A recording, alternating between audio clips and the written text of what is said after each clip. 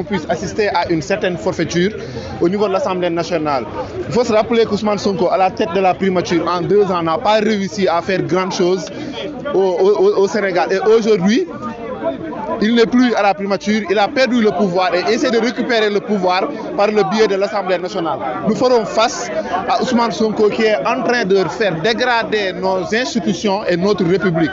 Le Sénégal a dépassé cette étape de forfaiture, cette étape où on pense maintenant à une dictature. Aujourd'hui, le Sénégal devrait penser plutôt à un développement plutôt qu'à une dictature. Le peuple fera face, le FDL fera face, l'APR fera face, la jeunesse fera face à Ousmane Sonko. Nous appelons le président de la République à la responsabilité. Aujourd'hui, il a juré devant tous les Sénégalais qu'il allait être le garant des institutions. Il ne faudrait pas qu'il soit le serveur des institutions. Diomaye est complice avec Sonko. Diomaye est complice aujourd'hui. Diomaye est complice avec Sonko. Pour respecter Diomaye est complice avec Sonko. Diomaye est complice avec Sonko. Le président Diomaye, il ne doit pas.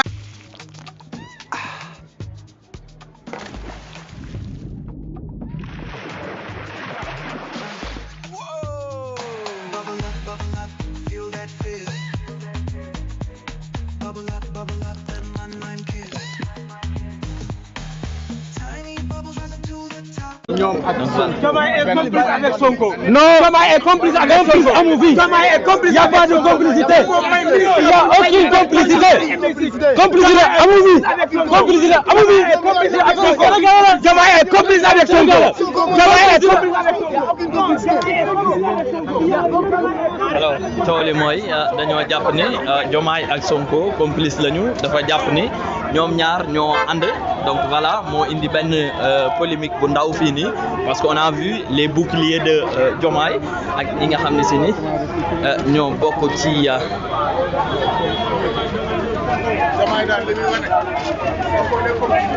bon léegi qu'est-ce qui lan mooy montrer que ni Diomaye ak kii ñoo ànd si li nga xam. Ouais, mais Abdoulaye Wade avait eu l'ingéniosité en 2011 Okay. de permettre aux différents camps d'exprimer leur désaccord. Mais taille, on a l'impression que tous ceux qui sont venus dire non, on essaie de mettre des bâtons pour que nous gagnons en possibilité. Et le président Diomaye, c'est le patron du ministre de l'Intérieur qui donne les instructions. Donc aujourd'hui, l'élégance, on le souhaite, nous nous exprimer. Mais même vous de la presse, vous avez des difficultés pour faire votre travail. Donc on l'interpelle à assumer sa fonction de président, être au-dessus de la mêlée, permettre à chacun d'exprimer sa pensée. Ok, merci. Alors ba tey ñu daal di continuer donc voilà parce que ñoom ñu ngi jàpp ne ba léegi problème donc jusqu'à maintenant mënaguñu am suñu modéré la bépp jël nañ ko nañ dem voilà ba tey daal coow li mooy que ni ñoom dañu jàpp ni le président Diomaye ak Ousmane Sonko ba tey ñoo ànd ci lii nga xam si ne moom la ñu xewal fii donc voilà.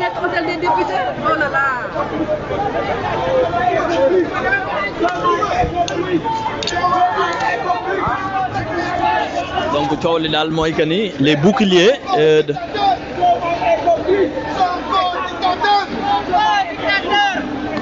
damay bëgg a dee. Que se passe à l'Assemblée nationale?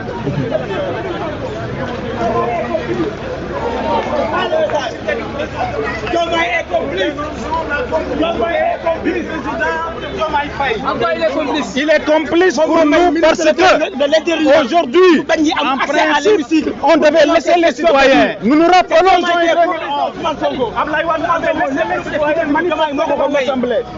le ministre de l'Intérieur nous interdit de nous rassembler pacifiquement. Donc tous les le ministère de l'Intérieur et de l'exécutif. Voilà pourquoi nous disons que Diomaye est complice.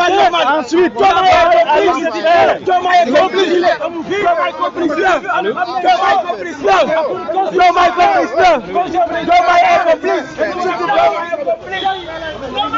Ça va?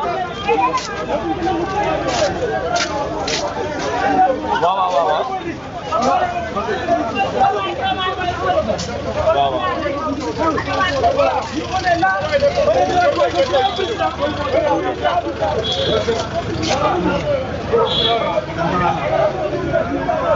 Alors ba tey ñu ngi nii coow li mooy que ni les boucliers de Ousmane Sonko de Diomaye ak ñi nga xam se ni ñoom ñooy voilà ñi nga xam se ni ñoo bokk ci opposition bi ñooñu dem jàpp ni ñoom ñoo ànd ci li nga xam se ni moom la ñuy def ba maintenant loolu mooy problème bi fii nii gis nga ku ci mel ni nen na Fatoumata Tall mu ngi noonu gis nañu Biram Faye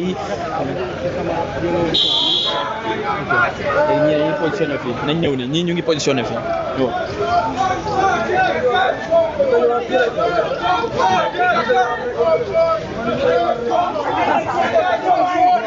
esprit waaw mais non pour quelques secondes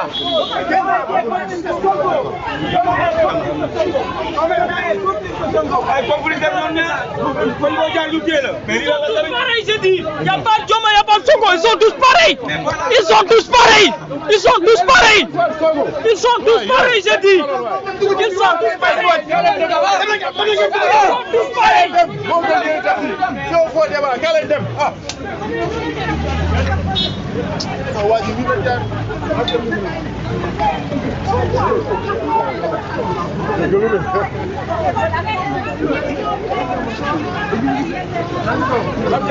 nañ avance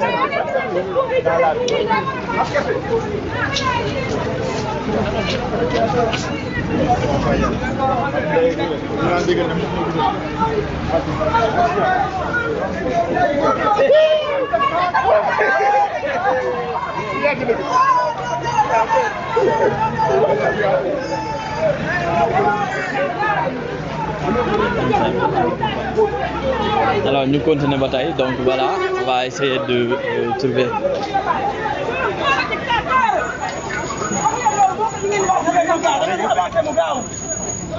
wax leen Sonko dictateur Sonko dictateur ne touche pas à notre constitution yow donc moom moo réew mi mu ngi noonu donc voilà ñoom tamit li ñuy demander mooy rek ñu bañ a toucher li nga xam se ni moo di la constitution donc voilà ñu ngi nii nag gis nañu des gens yoo xam se ni ñu ngi sol seen i ay t-shirt en marron beige ak yeneen ñoo xam se ni ñoom ñëpp ñu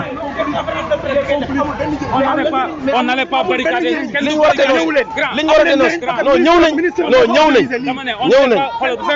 nañ en tant que membre conférence des leaders Serigne Moustapha Cissé Diamal membre conférence des leaders Diomaye président rassemblement national les grands électeurs ñun lu ñu xam mooy Sénégal dafa nekk réew moo xam depuis 1960 ba léegi réewum démocrate la li ko dalee Blaise Diagne ba ci Abdou Diouf mu wàcc fii ñëpp dañoo nekk ci jàmm ak salaam mais tey mënuñu nekk en tant que réew moo xamante ni tey depuis le délinquant politique Ousmane Sonko bi mu ñëwee Sénégal ba léegi moo tas këru diine yi moo tas lépp li nga xamante ni Sénégal ci loo xamante ni dañ ko defoon ci yar ñëw nañ ànd ak les délinquants politiques yi nga xamante ni mooy les faux députés yi nga xam ne dara ñoru leen lu seen rendement seen ñëpp moo leen ñor kon ñun en tant que les grands électeurs ñëw naa ànd ak sama président national des femmes mooy soxna Adama Sall di leen xamal ne ñun liñ ñëw mooy dañoo ñëw en tant que république mais en tant que tey pour ñëw défendre constitution bi nga xam ne tey duñ nangu Ousmane Sonko changé ko ngir son propre intérêt loolu moo taxoon ñu déplacé woon. mais ñu bëri tam dañ jàpp ni actuellement li xew fii complice la entre président Diomaye. non amul complice parce que vous avez hier madame la superviseure def na conférence de presse lim ci wax en tant que superviseur de la coalition Diomaye fayda xam ko ci loo xam ne lu mu ngànk day dagg Sonko lu mu ko jaral dina ko jaral le président de la République mën na ko jëlee par la voie référendum mën na ko jëlee loolu par la voie référendum mën na ko jëlee loolu bu boobaa askan bi ñoom dinañu juger ca fi mu toll nii Sénégal doyal nañ ci Pastef 100%. la coalition Diomaye nag tey ku ne xam na ne ñëw ak fulla ak fayda ñëw na ci jom au moins ñëw nañ fi ànd fekk opposition bi comme li nga xamante ni mooy APR man bu ñuy arrêté Pape Gorgui Ndong ex ministre maa ngi moom ñoo taxoon biñ ñëwee jàpp nañ ko mais jàpp nañ ko ci respect yóbbu nañ ko ci respect te incha bi ma wax ak lieutenant bi tamit wax na ma ne dina ko bàyyi kon ñun lépp luñ gis sur le terrain tey dañuy ñëw pour défendre li nga xamante ni mooy intérêt Sénégal mais intérêt constitution bi incha allah. ok merci beaucoup. merci jërëjëf alors ba tey ñu daal di continuer mu nekkoon benn membre bu bokk ci la coalition Diomaye ñëwal taxaw ñëwal ayca sëriñ bi ñu ngi lay ziar. maa ngi leen di ziar na ngeen def. alors tey sa teewaay fi nga xam ne si ni moo di assemblée nationale. waaw man Ibrahima Ndiaye laa tudd nekk secrétaire général du parti Le Nouveau Centre du Sénégal. ma ñëw tey fii assemblée nationale. comme nu ko Sénégal yëpp waroon defee. parce que notre loi fondamentale la constitution est en train de subir la constitution du Sénégal benn nit wala parti ak ñu àndal ñoo ngi ko jël di ko caxabee ngir taayee ko pour la seule pour benn nit boo xamante ni tey moom jàpp na ni république bi ak démocratie bi dafa war a nekk à genoux devant lui muy appliquer les lois à sa guise parce qu'il a une seule ambition d'être président de la République du Sénégal. Président de la République du Sénégal démocratie moo koy joxe démocratie bi dafa am ñu ko xeex am ñu ci tuur deret Pastef ak ñu àndal ak seen coalition Diomaye war nañu am jom bàyyi gàcce. ñu ngi lancer des lacrymogènes alors ñu ngi lancer des lacrymogènes actuellement li ñu mën a wax fii mooy que ni lancer nañu ay lacrymogènes.